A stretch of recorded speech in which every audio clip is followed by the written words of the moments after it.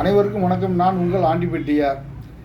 நேற்று 23 ஜனவரி 2026 வெள்ளிக்கிழமை செங்கல்பட்டு மாவட்டம் மதுராந்தகத்தில் தேசிய ஜனநாயக கூட்டணி கட்சி தலைவர்கள் கலந்துக்கிட்ட பொதுக்கூட்டம் நடந்துச்சு. அதில் மிக சிறப்பான ஒரு விஷயம், பாரத பிரதமர் ஐயா மோடி அவர்கள் கலந்துக்கிட்டது.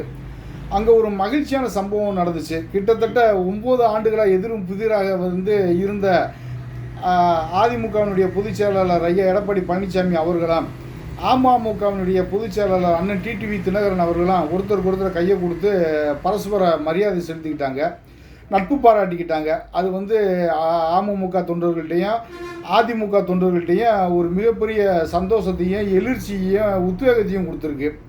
இவங்க 2 பேரும் இணைஞ்சிருக்கிறது 9 ஆண்டுகளுக்கு பின்னாடி அதிமுகவுக்கு ஒரு வெற்றி வாய்ப்பை கொடுத்துருக்கு. இவங்க கரெக்டான பாதையில் அரசியல் வியூகங்களில் தேர்தல் வியூகங்களை வகுத்து தற்காலத்திற்கு ஏற்றாற் போல் அவங்க பிரச்சாரத்தை கையாண்டாங்க அப்படின்னாக்க வெற்றி வகை சூடுவதற்கு கூட வாய்ப்புகள் இருக்குது. இந்த நேரத்தில் நம்ம மராமத்து பணிகள் செய்யும்போது சில பொருட்கள் சேதாரமாகத்தான் செய்யும். அதுபோல் தற்போது ஒன்று சேரும்போது ஒரு சில பேர் மனநிலை ஒத்துப்போகாமல் அங்கே கருத்து வேறுபாடு காரணமாக பிரிஞ்சு போகிறோன்னு சொல்லி போவாங்க. அதனால் பெருசாக எந்த பாதிப்பும் வந்துடாது. ஒரு சில பேர் வேறு கட்சியிலேருந்து பிரிஞ்சு உங்கள்கிட்ட சேருவாங்க. அதனால் நீங்கள் இப்போ அமமுகவும் அதிமுகவும் ஒன்று சேர்ந்துருக்கிறதுக்கே பெரும்பான்மையான இடங்களில் வெற்றி வகை சூடலாம்னு சொல்லலாம்.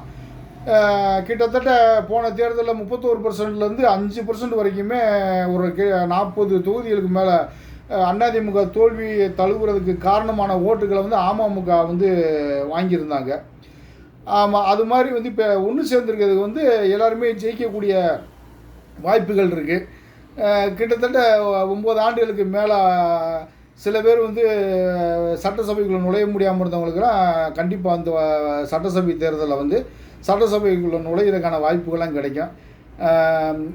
இந்த நேரத்தில் கவனமாக எதை பற்றியும் கவலைப்படாமல் சமூக வலைதளங்களில் ஒரு பொய்யான ஐடியா உருவாக்கி உங்கள் 2 பேர்த்துக்குள்ளேயும் சண்டை இழுத்து விடுறதுக்காண்டி சில பேர் பழைய நிகழ்வுகள்லாம் சுட்டி காட்டி அதெல்லாம் பரப்புவாங்க.